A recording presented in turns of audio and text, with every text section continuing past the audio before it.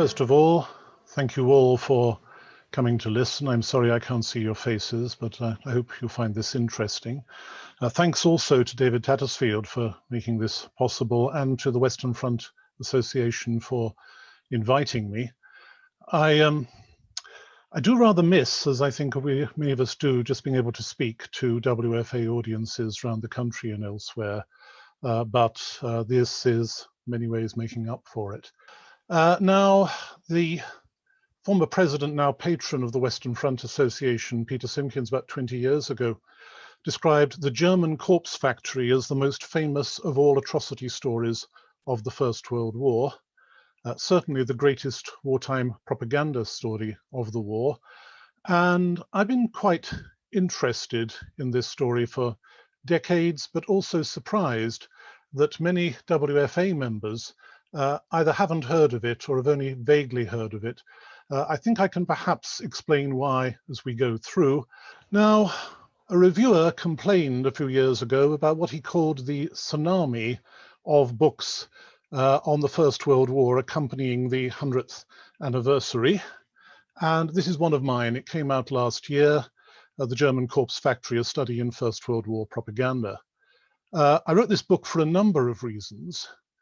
First, because many of you will be aware of the way in which, starting about 40 years ago, our understanding of the nature of the Western Front and how war was conducted there has changed beyond recognition due to access to new material and greater investigation.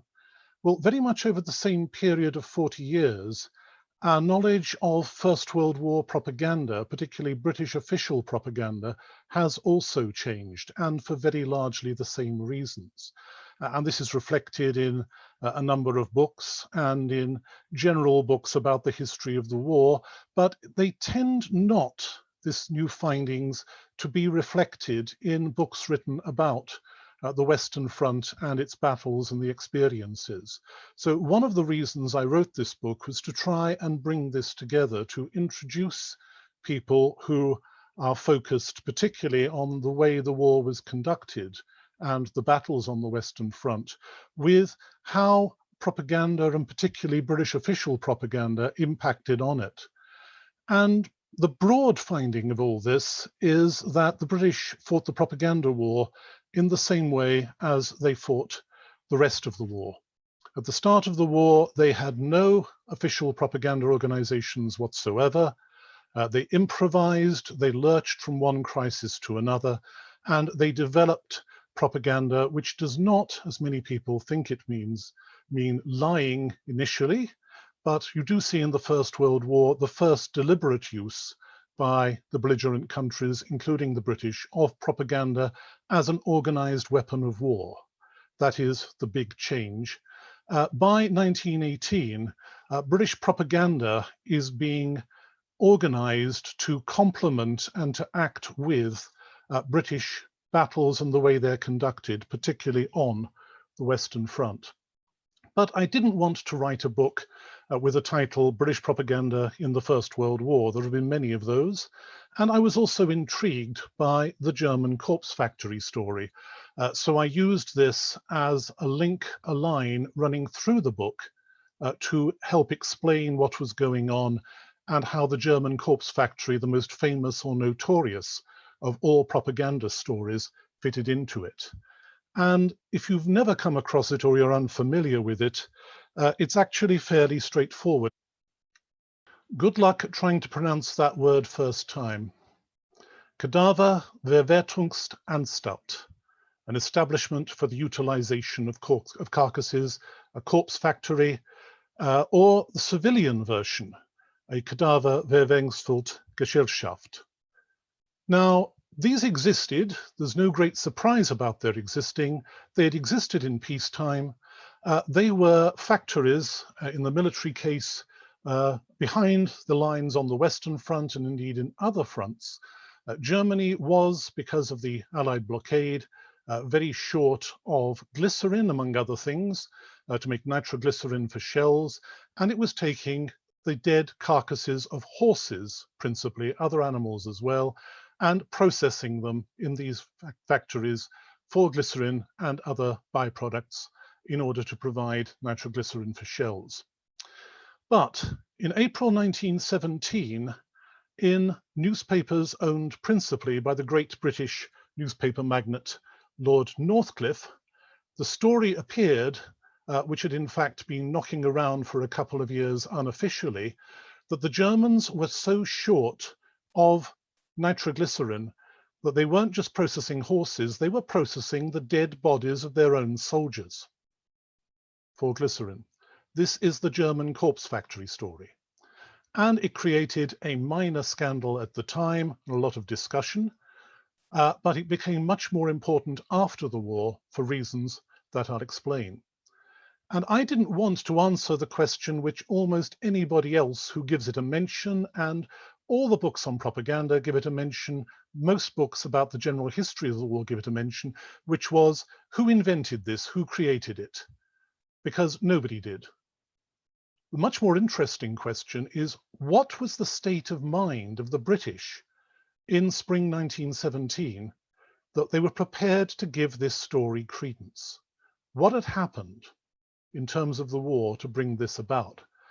And of course, the Germans were outraged at this suggestion, but it has continued ever on. And I said it's mentioned as every time in so many books, the great example of British propaganda, lying atrocity stories. It isn't. It isn't official British propaganda in any meaningful sense, but that is, again, part of the story. Along the way in writing the book, I bring out what we've learned about a number of what I might call these small stories. But before getting on to those, another reason for investigating the corpse factory story is the cast of characters. I've already mentioned Lord Northcliffe there in the centre, the owner of the Times, the Daily Mail, and other newspapers. Northcliffe, a very dominant figure, very important in British politics, and he desperately wanted from the start of the war to be in charge of British propaganda. He made the offer repeatedly to the Admiralty, to Sir John French and Sir Douglas Haig, to put his newspaper empire at the disposal of the Army and the Navy if they would give him charge of wartime propaganda. He wanted this to be his contribution to the war effort. And he finally achieved something like his aim in early 1918 when he was appointed director of the Department of Propaganda in enemy countries. Although, as he insisted, he was not a government employee, that this was just his association with the government. And Northcliffe created such a storm over this that particularly in Germany, when he was a big hate figure, and in the United States, he was there for most of 1917 as a British representative, it became to be believed what he himself kept hinting at, that Northcliffe was in charge of British official propaganda. Completely untrue, but very, very widely believed.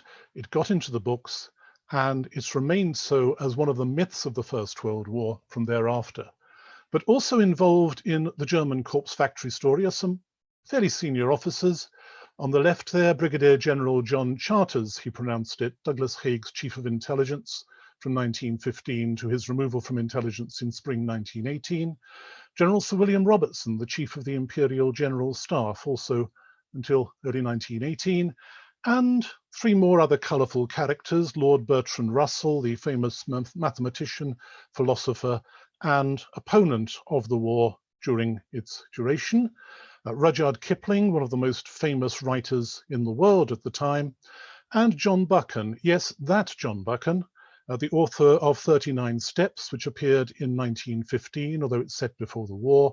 And from reading Buchan's autobiography, which appeared just after his death in 1940, you would never guess that he spent the last 2 years of the war as the senior figure directing British official propaganda. It's just not mentioned, something he disguised completely, although very well known to people who studied propaganda. Buchan's role in this is not always appreciated. So as I said, we've got some interesting characters. These are some of the stories which have been well looked at, the stories which everybody knows one way or another, most of them appearing in the first few months of the war. The famous Angel at Mons up there on the left, You become dehydrated and stressed out from battle, you'll start seeing visions too. The claim that the Kaiser ordered his armies to destroy General French's contemptible little army. Not proven. I couldn't get to the bottom of that. It's very ambiguous. The crucified Canadian of the Second Battle of Ypres, the Canadians had found after the battle a soldier impaled with bayonets in a fashion like that. That's actually a bronze the Canadians made of it after the war. Again, not proven, but a very, very common story in wars. As a matter of fact, there was the story of the crucified Frenchman in October 1914. Bottom left there, I think I now know why the bells were rung in celebration at the start of the Battle of Cambrai. And bottom right, this picture has been reproduced many, many times as typical atrocity British official propaganda. It's nothing of the sort. It's by a work of an artist, rather eccentric one, called Edward J. Sullivan. It was from a private endeavour. It appeared called The Kaiser's Garland, which appeared in October 1915. And as the Times reviewer said, it's exactly the sort of thing Sullivan would have done whether there was a war or not. Most intriguing story, I think again, most people will have heard of the legend of Russian soldiers with snow on their boots, a corps of Russians passing down through Britain in late August, early September 1914, coming to the rescue of the BEF. But there's an additional factor to that story, which supports as an early case my contention of the link between propaganda and the way the battles were fought. It was actually German military intelligence that in early September 1914 identified that the BEF was about to be reinforced by an Indian corps arriving through Marseille, which of course was correct, and by a Russian corps, which would be arriving from Archangel originally, coming down through Britain, which was fiction. In fact, it was specifically denied by official British propaganda outlets. Nevertheless, it was that information which led to the start of the redeployment of the German army in early September 1914, which gave shape to the First Battle of Ypres. There's a direct connection between this story, which is very well studied, and the deployments which led to First Ypres, and you won't find that in any books written about First Ypres that I'm aware of, at least. So this is part of the little stories which I've helped bring into my book, but it's the big stories that are more interesting, how propaganda interacts with the way the war is fought. I think, again, many of you will be familiar of the role, or perhaps non-role, of official propaganda in recruitment for the British at the very start of the war.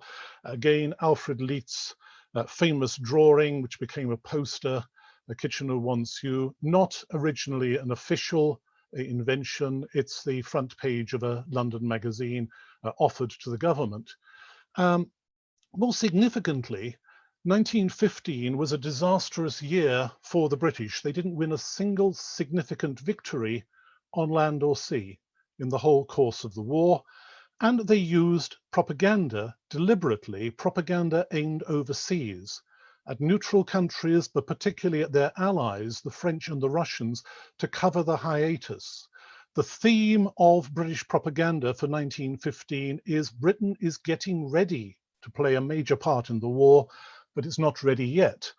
Culminating January 1916, that's a poster for it, in arguably the world's first war documentary called Britain Prepared. The British invent the war documentary, which largely consists of scenes of the fleet and of troops training in order to explain to everybody else in the world that they're going to make a really big effort in 1916. And this is tie-in between propaganda and, of course, the origins of the British contribution to the Battle of the Somme, which again does not really feature in discussions of the origins of the Battle of the Somme at the moment.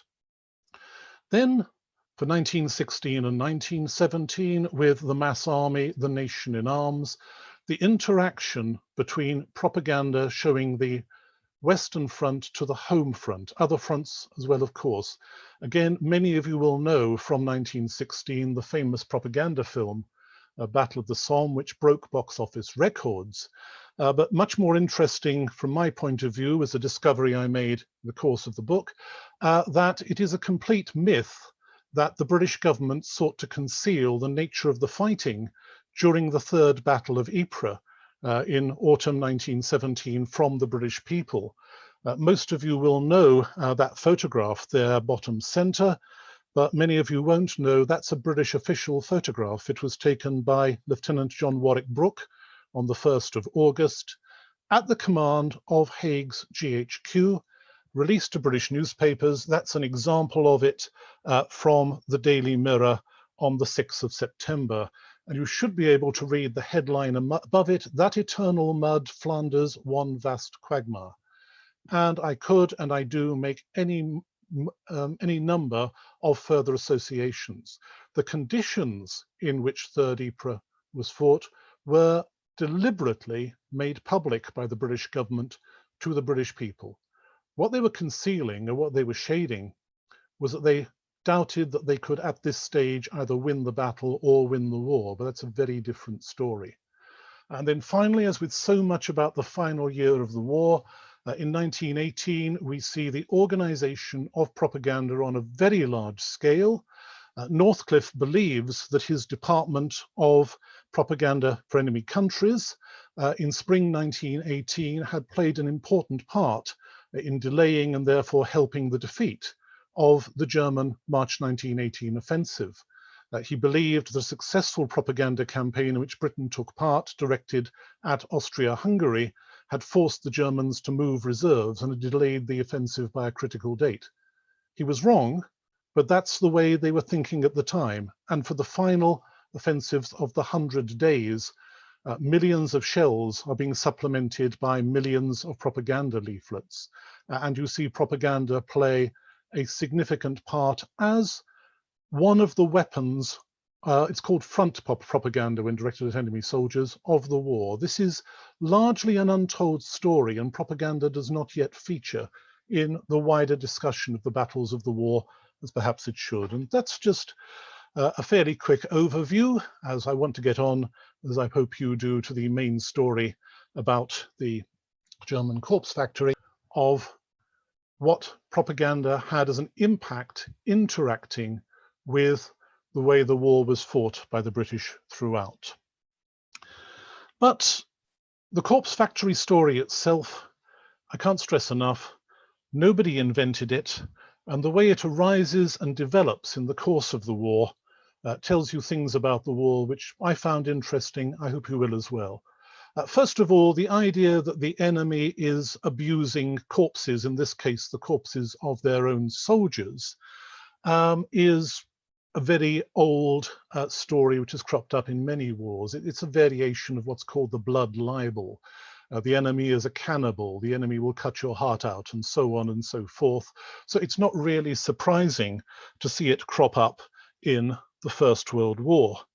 But the corpse factory story goes through a number of visible developments, but then becomes much more famous after the war than it does beforehand, because it is picked up immediately during the war and in its aftermath by opponents of the British involvement in the war as the prize example of British official atrocity propaganda. And just to repeat, it isn't. The story is so obviously untrue, it can't possibly be true, that it is used over and over again to smear British propaganda and the British involvement in the war overall. Bottom left there, particularly in Britain, Arthur Ponsonby, MP, a Liberal MP, and one of the very few outright and outspoken opponents of the war during that time. After the war, he joined the Labour Party, and in 1928, he brought out a book, Falsehood in Wartime, which, although he promises, as you can see from the cover, is going to be a discussion of lies circulated in many countries. It has a chapter at the end called Foreign Lies, and the rest of it is dedicated to Ponsonby's interpretation, which is that every inaccuracy and every tall story that appeared in the First World War was a deliberate product of British official propaganda to deceive their own people, fool them, first of all, into supporting the war and then fighting it. And this book, 1928, is the origin of the disillusioned school. It helps prompt the disillusioned memoir writers, people like Siegfried Sassoon and Robert Graves, and it becomes an instant bestseller. It's still in print. As a matter of fact, you can download it from the web if you want to. It makes a very big splash, and pride of place in the middle of this book is Ponsonby's own version of the Corpse Factory story as the ultimate lying British propaganda, simply from his opposition to the war, and in 1928 attempting to develop ideas of peace hereafter. And that was the last major war he was going to fight. Top left, similarly in the United States, George Viereck, a German-born American poet and author who during the war had worked in the United States for German propaganda. Viereck, a rather eccentric character and a pretty inept propagandist. You probably know of the Zimmermann telegram sent by the German government to Mexico with the idea that if the United States entered the war, Mexico would enter it on the German side and be rewarded with various bits of American territory. Decoded by the British, that broke in American newspapers in March 1917, and a month before the Americans declared war. Viereck immediately fired off telegrams to every American newspaper he could find, saying that no German government could possibly have sent such a telegram. This is obviously a gross British forgery. And the following day, Zimmermann himself stands up in the Reichstag and says, yes, I sent it, it's absolutely genuine. But in the same way, Viereck's contribution, very similar to Ponsonby's, but a much stranger book in some ways, of 1930, with a foreword by Colonel House, would you believe, President Wilson's advisor during the war, spreading germs of hate, in which he characterizes the Corpse Factory story as the master hoax of the World War, a phrase which has been repeated many times. This was the great British achievement. It is always held up in this way as an example of British propaganda being lies and telling lies about Germany. Ponsonby always said that his book was not in any way pro-German or supportive of Germany, but when ex-Kaiser Wilhelm in exile got hold of a copy, he wrote and asked for another 24, presumably so he could spread it around. What it's actually about is a diplomatic initiative by German governments, really from the moment the armistice is signed and leading through into the Treaty of Versailles, to oppose and discredit the treaty. In particular, this article, Article 231, often known as the War Guilt Clause, although that phrase doesn't appear in it, which is the clause which establishes legal liability for claims of reparations by other countries against Germany. It's a German admission that with her allies she caused the war and was responsible for damage, including atrocities, including, of course, the so-called rape of Belgium in 1914. And the reason the German government, successive German governments, all the way through to Adolf Hitler's final repudiation of the treaty in 1933, put this great effort in the 1920s to promoting the idea that British propaganda was just based on lies throughout the war, is that they want to cast doubt on the Treaty of Versailles. Germany was required to accept it without negotiation. They're trying, and it's in the records, to create the political circumstances under which the validity of the Treaty of Versailles, and particularly the War Guilt Clause, is called into question in the hope that they may be able to renegotiate it. That's what this is about. It's nothing about indignation. It's nothing about a search for truth. It's international power politics of the 1920s. However, all this is in the future when, from the start of the war, we get stories common in many wars which mark the origin of what becomes the German Corpse Factory story. And I've called it the Corpse Facts story, which is the idea prevalent in almost all armies, but particularly the German army, that their food, things like bully beef, corned beef, as the British call it, is looking so suspicious. This looks to me like it's made from dead bodies, or it's made from suspicious circumstances. A very, very common story which occurs in many wars, And this is the first to appear before the end of 1914, actually. There are examples for natural and assumed understandable reasons. I just quoted one from a book some of you may have read, the excellent memoir by that gentleman there, Sidney Rogerson, of his experience as a commander of Yorkshire Infantry, original title 12 Days, reissued as 12 Days on the Somme. The men swore it was human flesh in tins, and clearly from the context, this is their dry Yorkshire humour. Nobody actually thinks it is. My other reason for mentioning Sidney Rogerson was, although he was an infantry commander in the war, after it he became one of the first people to go into a new profession, that of public relations. And in World War II, he advised the British government on certain aspects of propaganda. And in 1938, Basil Liddell Hart, who had put together a series, asked Rogerson to write a book for the series, which appeared with the title Propaganda in the Next War. There was also Infantry in the Next War, and so on. And the reason he had to ask Rogerson was that all the people who had actually carried out propaganda in senior roles in the war were either dead or for various reasons they weren't talking. And there were no real records or official documents. Nobody quite knows why. It's very, very likely that in the closing down of the propaganda organizations at the beginning of 1919, most of the documentation was just lost. And the reason I mention this is what Rogerson has to say. It's a quote from his book about British propaganda in the First World War.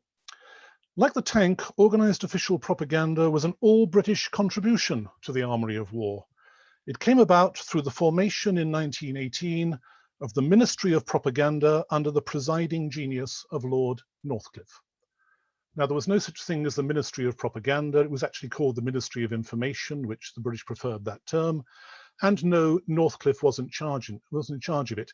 But by 1938, the British, from lack of evidence of their own, have come to accept this, and they've come to accept the German version of what their First World War propaganda was, which is quite extraordinary under the circumstances. A major, if rather late, victory by the Germans in the First World War, convincing your enemy of what their own policy in a major war effort actually was. But the corpse fat story around really from the start of the war for very understandable reasons. But it soon becomes supplemented by something which is distinctively Western Front. This is the bound up corpses story. It's just a name I've given it to identify them. Now, the British habitually, as I think you all know, in the case of combat deaths, tended to bury their men close to where they'd died, casualty clearing stations and so on, which gives us still the smaller cemeteries dotting the old Western Front. The Germans used a different method. They would take the corpses of their men back some distance and bury them in organized cemeteries, some distance behind the line rather than immediately behind it. And this produced a puzzle for the British that often they would take, after hard fighting, a major position. One example I've got is Vimy Ridge, and find there are virtually no German dead bodies there. And they can't understand it. And this helps provide the explanation for them. What is true is the Germans, and I can't find out if it was officially sanctioned, but it's a very sensible thing to do, were tying the dead bodies of their soldiers together with straps, with ropes, sometimes with wire if there was nothing else, in bundles of 4 or 6 or so on, putting them on light railway flat cars and transporting them back that way. Top right is from Louis Reymaker, a Dutch and therefore neutral artist who witnessed this, and it's published in 1915 in a book of what he calls his cartoons, which of course means drawings, in 1916. Bottom right is a German example, a photograph captured by the British, which they didn't quite know what to make of. And because it's not very good, I've added, bottom left, an example of the British doing much the same thing, except they don't bind the corpses up. So this is why the British couldn't find dead Germans in the numbers they expected when they took positions on the Western Front.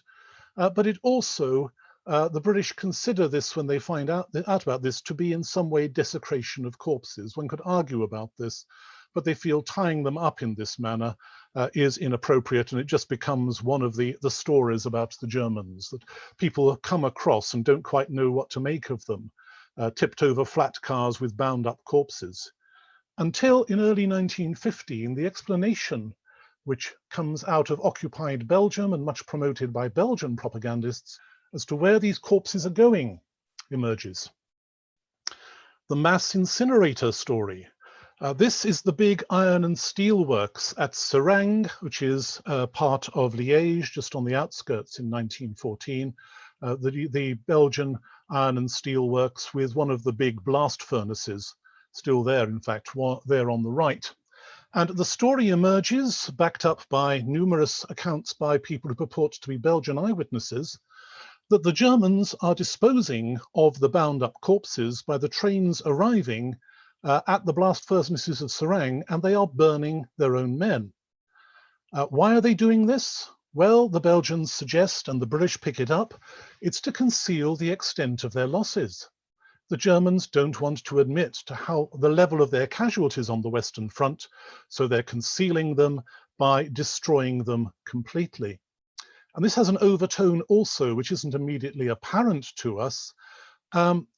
Cremation was, in 1914, abhorrent to most Catholics. It was illegal in Belgium. It was very, very rare in Germany.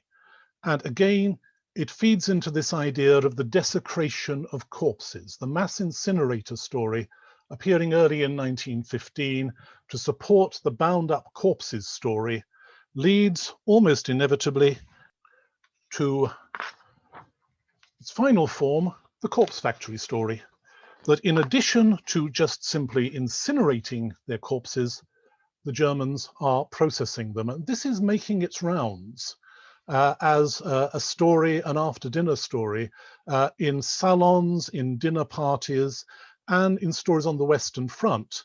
We get a reference to it in the diary of Asquith's daughter-in-law, as a matter of fact, in 1915. But this one is rather more interesting. I think everybody knows Siegfried Sassoon.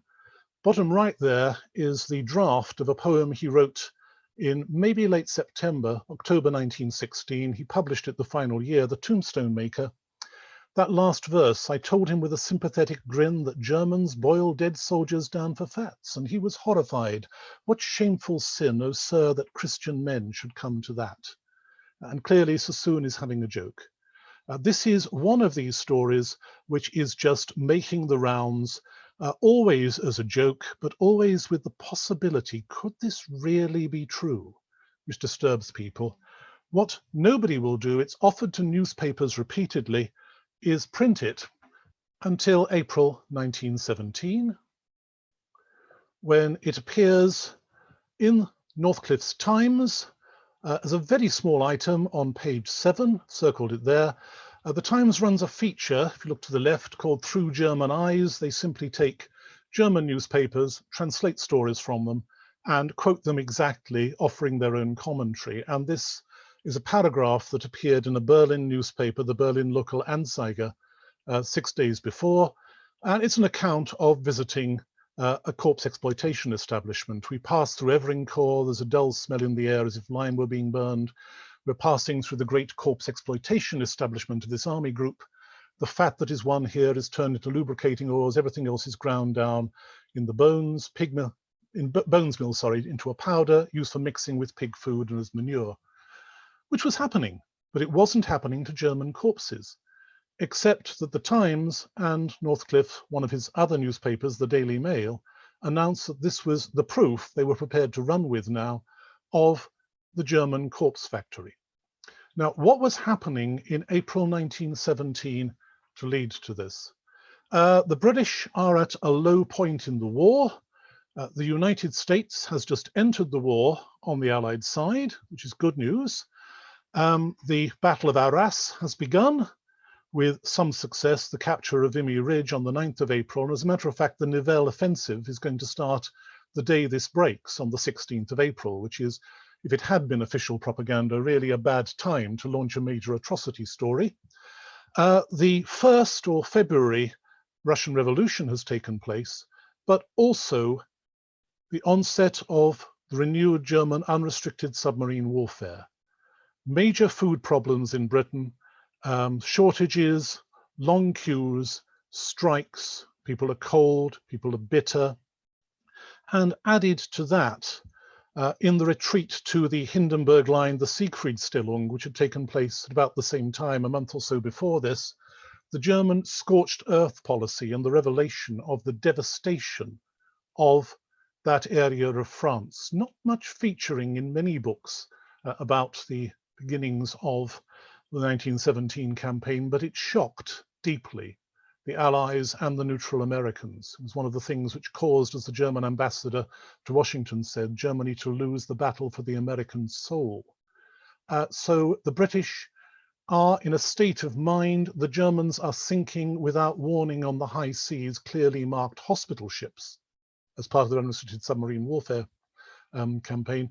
They are prepared to believe, or at least some of them are, that the Germans may have got so brutal and so desperate that they are actually doing this, that this story is true.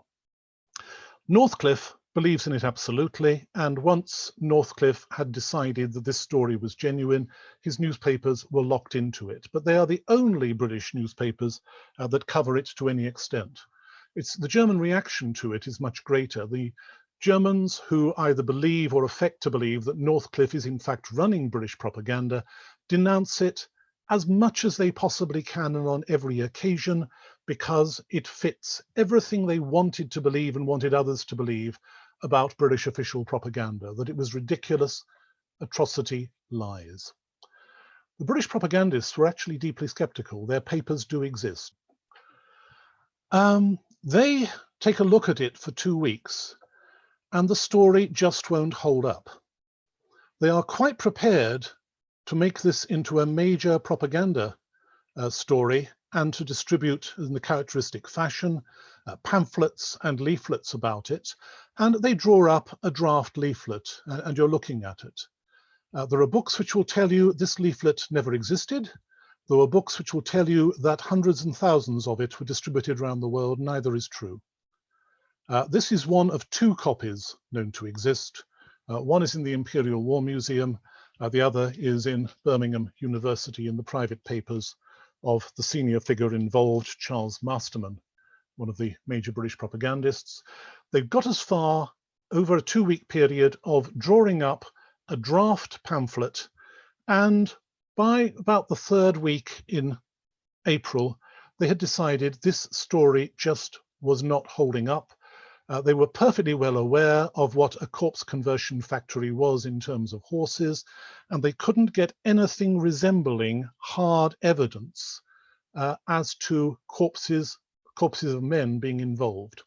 So they signaled to the Foreign Office to drop it, and on the 30th of April, the Foreign Office minister, gave a statement in the House of Commons, effectively saying we know no more about this than what has appeared in German newspapers. We will neither admit it nor deny it, because it isn't our job to defend the Germany and its conduct of war. Given the behavior of the Germans so far, this was Lord Robert Cecil, the Foreign Office Minister, making this statement, that given German behavior and the number of war crimes that Germany has committed so far, we cannot rule it out. A typical British middle-of-the-line, slightly hypocritical position. They would not deny it officially because that wasn't their policy. They didn't see any reason to defend their enemy, but they certainly didn't support it. And that might have been the end of it had it not been for a rather odd coincidence. At the same time, at GHQ, General John Charters, Haig's chief of intelligence, was drawing the attention of the official war correspondents to a routine order from German 6th Army, that is of course part of the Bavarian Army, or good Catholics, that might have alerted them, a routine order dated 21st of December, which the British had captured.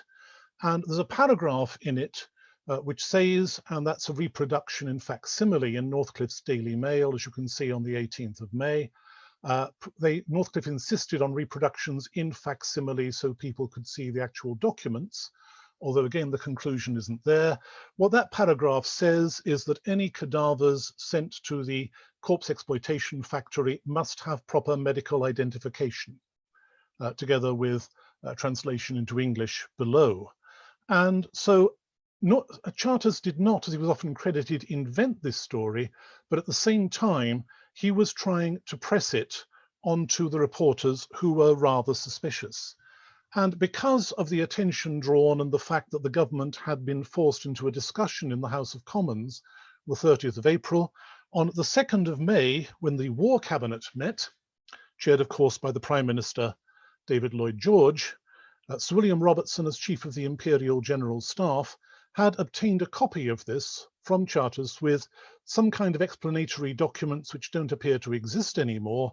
And there's a very brief entry in the War Cabinet discussion of the day, which is that Sir William Robertson said, quoting from the War Cabinet minutes, details relative to the dispatch of corpses which indicated clearly the corpses in question referred to human beings. Now, in fact, it doesn't. And William Robertson spoke very good German. So again, this reflects, I think, the state of mind of many people within Britain, including the British government. But Robertson was certainly the highest ranking official in Britain ever to give this credence. But of course, this is a secret meeting of the War Cabinet. It achieves no publicity whatsoever. And the whole thing largely grinds on for the rest of the year, with the Times and the Daily Mail sniping with German newspapers about the truth or not of the corpse factory. That doesn't, however, quite bring it to an end, as you might expect, because a quite extraordinary episode happens during the breaking of the Hindenburg Line. 1st of October 1918, the Australians at Bellicourt, getting into the German underground dugout complexes, report back to Hague's GHQ, they found a corpse factory. They found a factory which appears to be processing human corpses. And of course, Australian and British correspondents and staff officers descend on this very, very quickly. They can't quite believe it, but this may be verification. And they realize within a matter of perhaps half an hour what's really happened, which is an almost ridiculously unfortunate accident. What they found is an underground German field kitchen that has been hit by a chance shell which has exploded within the underground room and blown the cooks literally into the soup, or into the soup cauldrons. They've got dismembered bodies in cauldrons, and that's the only possible explanation. And what's significant is they did not even think for one moment about lying about that as taking photographs or putting forward reports that this is a genuine German corpse factory. The reporters, with their reports censored at GHQ, put out in the newspapers of Britain, and they go around the world. As part of this, we found this, we want everybody to know it was just a field kitchen. And they make references to this because we know that the corpse factory story is circulating. The British go out of their way to try and kill the idea that this is a corpse factory. It doesn't make any difference. It keeps cropping up again after the war. This is from an Australian magazine of 1930 called Rivale, and it retells the story only to debunk it over and over again, which kept happening, and it will still crop up from time to time in books of general propaganda alleging this has happened. This, however, how am I off for time? Not too bad, I hope. This, however, isn't quite the end of the story, because the end of the story is even more bizarre. Come forward until 1925. John Charters has left the army, and he's a member of Parliament, a Conservative member of Parliament.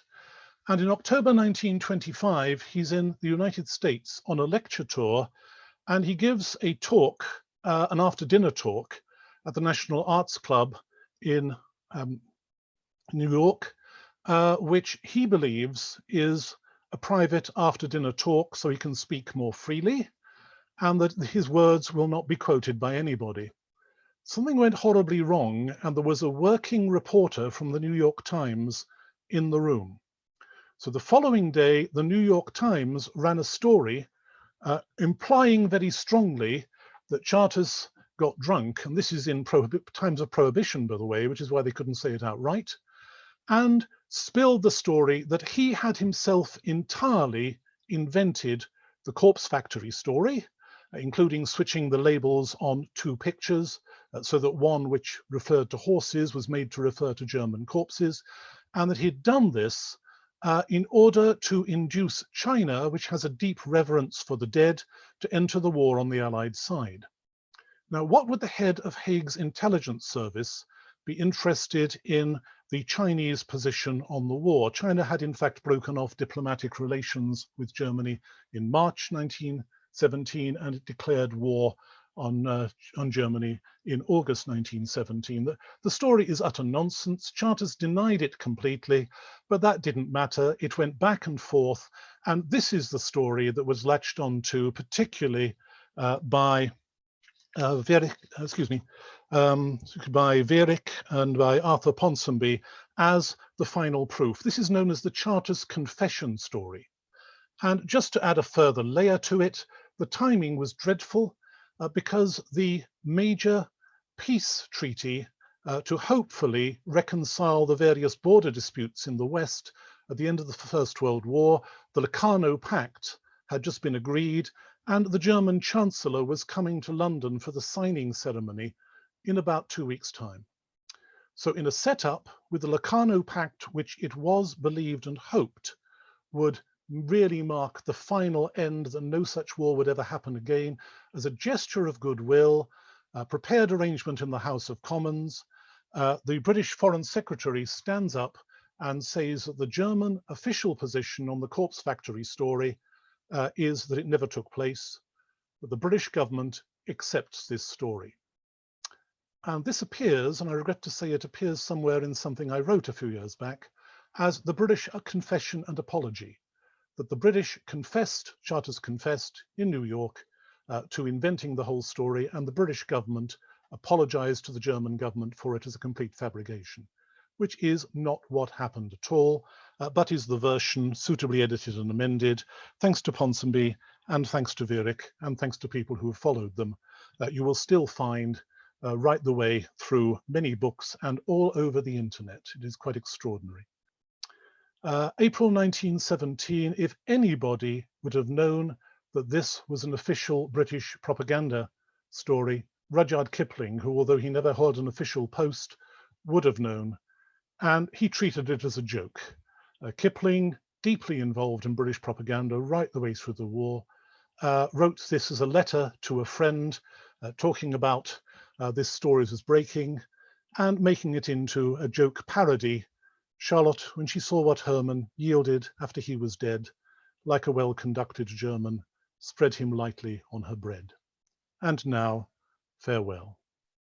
Farewell from me too. That is the German corpse factory story, the greatest propaganda story, the most famous atrocity story of the First World War, but more particularly, it's how it fits within the broader story of the First World War and how it fits with parts of the war you've already looked at and understood. And, well, I hope you enjoyed that. I think we're open for questions now. David? Thanks very much indeed, Stephen. That was tremendous. Let me just hit the stop share there, so we've got that back. Everybody, I thoroughly enjoyed that. If you did, can you please put your hands together in a round of applause by raising your hand on the old Zoom button underneath, and the hands are going up there, Stephen. So that is a virtual who's thoroughly enjoyed that, I dare say. So thanks very much. Okay, now it's time for questions. So let me just line up some questions here. My sister bought me this mug. She said it looks like me. Very harsh. Right. Okay, so Rob, let me just get you sorted out there as the first person up. Rob, hello there. Okay, Yeah, can you hear me? Yeah, Rob, you're now live on Zoom. Hundreds of people watching, so no pressure. If you just want to kick off with your question to Stephen, please. I certainly will. Stephen, that was a great talk. Thanks very much indeed. Simple question. I just wondered whether the Germans employed the same kind of dark propaganda against us as we employed against them. Yes, very much so. Although, again, one of the many reasons the Germans lost the war, although atrocity propaganda on all sides was routine, the Germans could always find unpleasant suggestions about what British or French soldiers were doing. There was a claim that Belgian civilians during the German invasion of Belgium were deliberately blinding German soldiers, which was used as a partial justification for retaliation as they saw it. But one of the many reasons the Germans lost the war was gradually, as with so many other features of it, propaganda became concentrated within the military. Ludendorff is not normally thought of as a propaganda specialist, but he fancied himself as one. And his ambition was to achieve complete control of German propaganda, which he never really quite achieved, but he achieved it well enough to mess it up entirely. So the German propaganda directed at the United States in particular tends to be strident, and the British propaganda is much more subtle and much more hard to detect. And broadly speaking, the Germans are accusing the Allies of doing most of the things they're doing themselves. Propaganda directed at an enemy, even an enemy home population, this was well understood by the British certainly and by the French from the start of the war, has virtually no effect until you're convinced you're losing. And that's a long way off. Propaganda targets at the start and through the war were mainly your own home population, trying to explain to them and justify the war, not on the whole by lying, but shall we say by careful attention to the truth or other such euphemisms. It's like a lawyer making out the best case they can for their client. That's more the real style of British propaganda. And some Germans' propaganda, particularly directed against their enemies, is strident, and this is a pattern we see going back to certainly the Franco-Prussian War of 1870-71 and through into the Second World War. It's triumphalist. It's trying to convince your enemy not to give up, but to convince him that he's in an absolutely hopeless position. You want him to surrender because he is utterly heartbroken, defeated. He knows it and you know it. And again, that will only work under certain specific circumstances.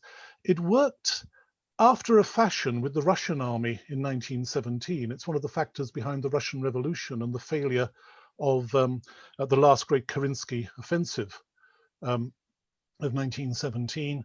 But it didn't work for the British, the French, or anybody else.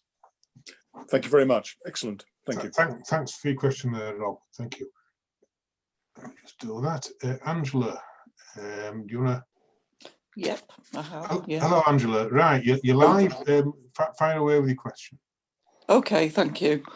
Hello, Stephen. It's great to meet you at last. I did the index for your book. Yes, Angela, I remember. Yes, I think I was going to talk to your branch and something happened. That's right. Well, it was the lockdown, I think. Yes. Yes. I just wondered, was there ever any rumour within this myth that the Germans had retrieved Allied bodies from no man's land and used those in the factories? A suggestion of that was made in April 1917 by a member of the Imperial War Imperial War Cabinet. I think I'm getting tired. The Maharaja of Bihar, an Indian prince who represented the Indian independent states, member of the Imperial War Cabinet. He was a major general. They were asking everybody for quotes, and virtually no ministers were playing. Nobody was going to open their mouths until they were certain about what they were saying. But he mentioned that if they were doing this to their own soldiers, they were almost certainly doing it to British, French, and Indian soldiers as well. And I don't know if he was told to shut up, but very, very definitely this was killed as an idea, and it's never mentioned because of the reaction. What the government and their propagandists are afraid of is the impact this might have on British home front people, British civilians who have somebody missing in action. They don't like the idea of even imagining that your son or brother's corpse is being processed by the Germans for nitroglycerin. Incidentally, Ernst Junger, the author of Storm of Steel, when he heard about this after the war, he took it in the spirit in which it was meant. He said, we have denied it fiercely, but it would have been even better if we'd said, yes, we're such barbarians, we demand to be turned into nitroglycerin to be fired as shells at you once we're dead. And an officer in the Coldstream Guards, noted in his diary that the Irish Guards were going to write to the Daily Mail and say they demanded to be turned into shells to be fired at the Germans. So they're having a bit of fun with it, but there's always that vague suspicion hanging there. It couldn't possibly be true, could it? Yeah. Okay, thank you. Thanks for your question there, Angela. Thank you. Right, so next person, Frank Etheridge. Frank, just trying to get you to start your video there. Frank, hello there. You're live. If you want to hello, Stephen. Thank you very much for an absolutely fascinating talk. It's a rather specific question. I was wondering if you gave any credence to the fact that in 1914, the Royal Marine Brigade landed in Belgium, specifically in Dunkirk, Ostend, and subsequently Antwerp. And they had a cap which is very similar to the Russian field service cap, which is peakless, and whether that gave rise to the sort of German fear that the Russians had landed on the Western Front. I haven't actually heard that particular twist on it, Frank. That's a new one. Thank you. If you want to get that sort of slotted into a notes and queries section of SAN2 or something, or you need to take it further, it's been the rest of the story has been well analysed. There was a battalion moving south from Ross-shire with heavy, incomprehensible accents, which has been worked into one of the many factors behind the development of this legend. There might have been a French liaison officer arguing in very heavily accent French about the rations, and of course there were Russian officers and men landing in Scotland in the early days of the war. They were liaison officers landing at Aberdeen to come south to liaise with their British opposite numbers. Now, all of those are factors. The idea of those caps as well, no, I hadn't heard that one. I think that's a useful one to add to it. Like legends of dragons, it's sort of made up of a number of different factors, snakes, crocodiles and so on. But we do get, grateful to Spencer Jones for this, there's a diary of one of the British divisional commanders saying, he had heard from a reputable source, which in this context must mean GHQ, that we're getting this Russian corps arriving. And as I said, the German military intelligence picks it up. Also possibly, and I think it's likely, German naval intelligence. There were Anglo-Russian naval conversations a couple of weeks before the crisis started. And Winston Churchill may have floated what was one of his pet ideas. He was already suggesting a Russian corps being moved to intervene at Gallipoli, and Ottoman Turkey wouldn't enter the war until late October. So it's possible Churchill discussed something like this. And we know there was virtually no German army spies in Britain at that time, but German naval intelligence did have a few spies in Britain. So that's possibly a factor as well. Otherwise, it's quite a complicated story, unlike the other ones, the Russians with snow on their boots. But thank you. I treasure that one, but don't let it go to waste. Please spread it around. Tremendous. Okay, thanks for your question there, Frank. Hi, David. Right, you're now live. Fire away with your question. Right, well, can I say it was an absolutely fascinating talk. My question goes a bit wider. We've had plenty about the, so say, German corpse factories in the First World War, but in the Second World War, there are quite a number of accounts of victims of the extermination camps having their gold teeth removed to finance the German war effort, hair removed for various purposes, and again the the fat being used in this case for soap. Could I have? Are there any comments you could add to that? Yes, I can. David, I didn't realise that you're rather charmingly heavily backlit, so we've just got a rather sinister silhouette. I rather like that. Wish I could see your face. It's not worth seeing. Yeah, we can't view this except through the lens of the death camps. And it's one of the hardest and trickiest questions. In the 1970s, an Israeli, not himself a survivor of the Holocaust, but with knowing many people who had, actually produced a book in which he argued that the corpse factory story of World War I was true and was a precursor of the death camps, which frankly was both touching and embarrassing. It's a book we have to read and refer to.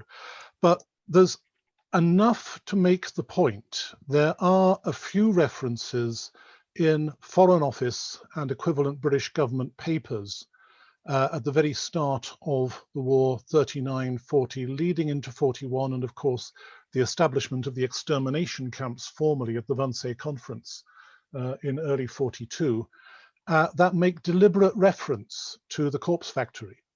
And the people saying, this is exactly the sort of story that was put out in 1917. It was embarrassing. It's embarrassed us tremendously. We don't believe it. We didn't believe it then, and we don't believe it now.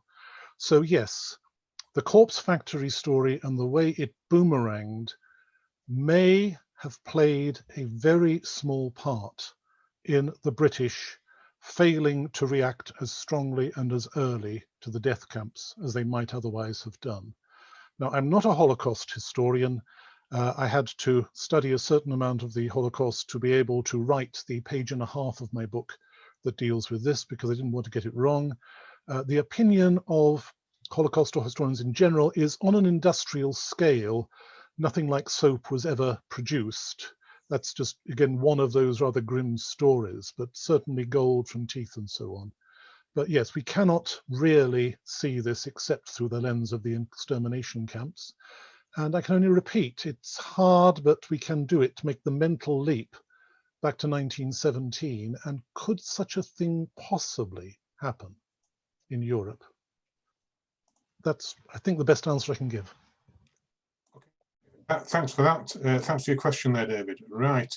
Look, probably the last question for the evening. We'll look to wrap this up relatively early tonight. But hi, Avril. You're now live. Do you want to ask your question there? Yes. Well, thank you for that talk. That was brilliant. In fact, it was so good. I've just bought your book on Amazon. Thank you. Because my note-taking abilities are not as good as they were when I was a young student. Well, please thank the indexer.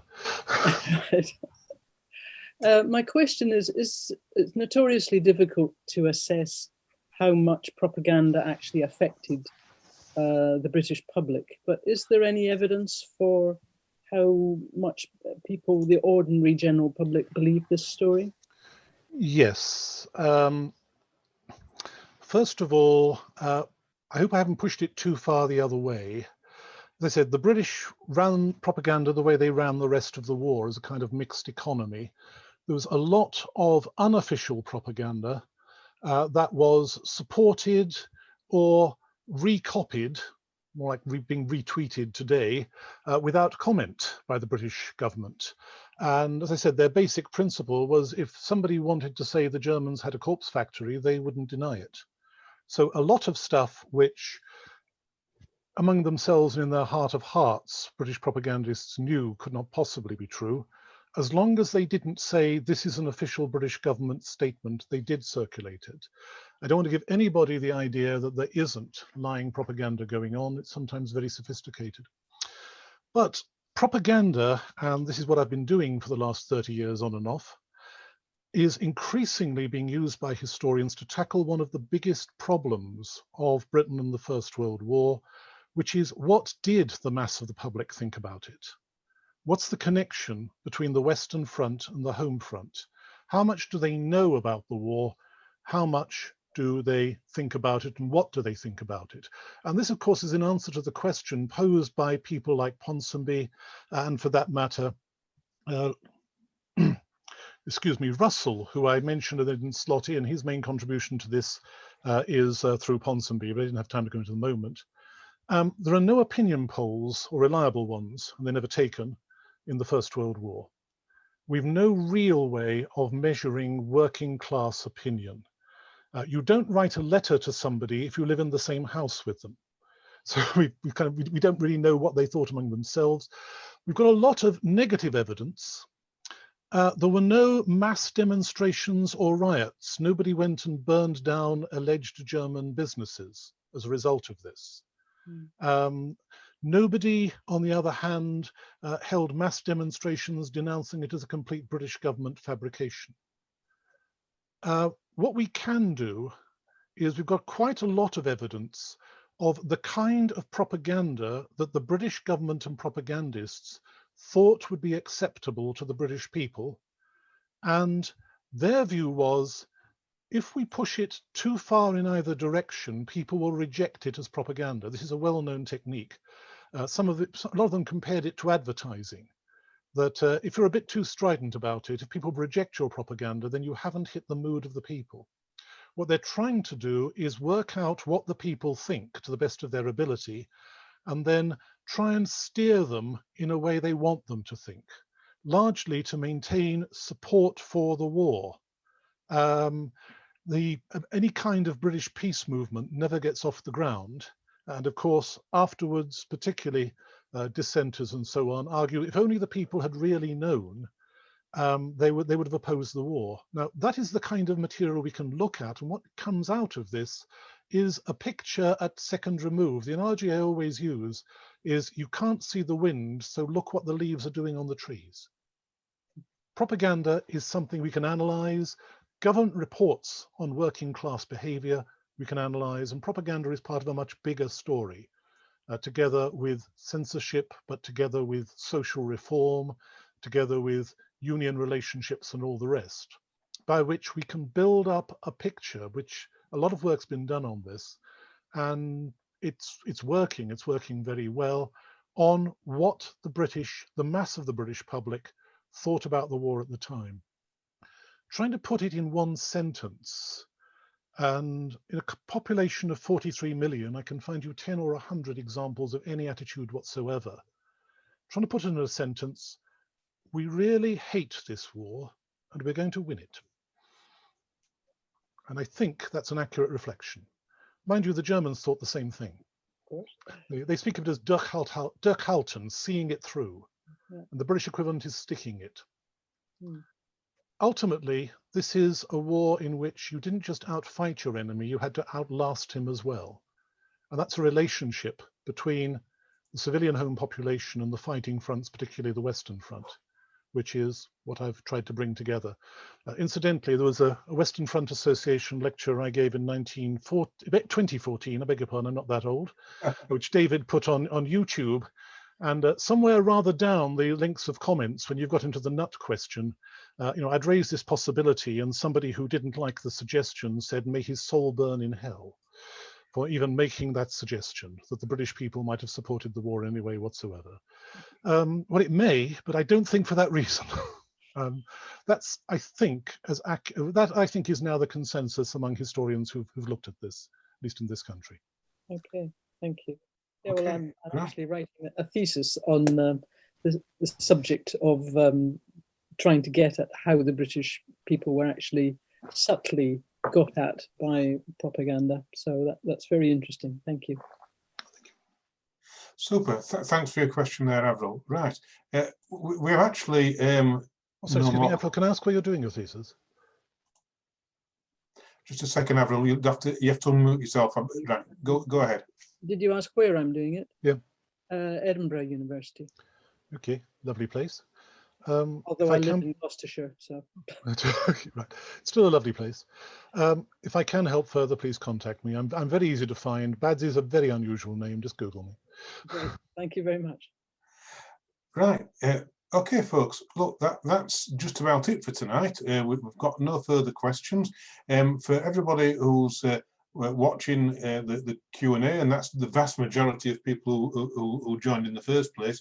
Can we just once more have a final show of hands via the old hand-raising technique on the Zoom software, which I can report to Stephen that is the best we can do in terms of an audible round of applause, but please do be assured that that's a round of applause that's coming in electronically through the ether to you there. So sincere thanks to Stephen for that fascinating talk about propaganda, subjects that we don't really address probably enough, frankly, but I think it's safe to say that's been very illuminating and very enjoyable. So Stephen, many thanks indeed for your time this evening, and to everybody who's watching. We do have I counted it up. We do actually have a total of 10 further presentations on Zoom, on the WFA Zoom account, between now and the end of November. So I'm sure that there's going to be something for everybody there. This presentations, including one on the Battle of Cambrai. We've got Clive Harris talking about a month in the life of Douglas Haig. We've got, have a look on the website if you've not already received an email or a trench line from us, but please do register for these talks. I find myself babbling now, so I'm going to stop. And thanks, Stephen, finally again. And good night, everybody. Thanks very much for watching. Good night, everybody. Good night. Thank you for listening. Mademoiselle from Armentières, parlez-vous. Mademoiselle from Armentières, parlez-vous.